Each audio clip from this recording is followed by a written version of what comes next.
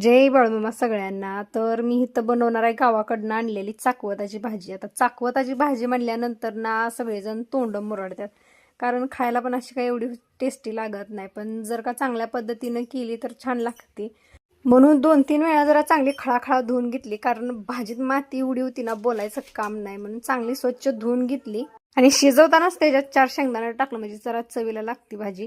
आणि भाजी शिजते आता वर्षी म्हटलं चपात्या करून घेऊया, नाही तर नंतर एकदा अंगात आळू शिरला का परत काय आपल्याला काय करू वाटायचं नाही. म्हणून लागलीच भाजी चपाती सगळंच करून घेतलं, गरमागरम खाऊन घेतलं.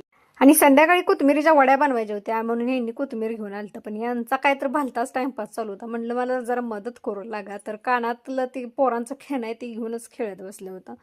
परत म्हटलं यांच्या संग टाइमपास करून काही उपयोग नाही, आपला आपण करावं, कारण आता जरी केलं तर आपल्यालाच करायचं, नंतर जरी केलं तर आपल्यालाच करायचं आहे. म्हणून मस्तपैकी कोथिंबीरीच्या वड्या, वरण भात चपाती पापड असा मस्त बेत केला होता. व्हिडिओ आवडला तर नक्की लाईक करा.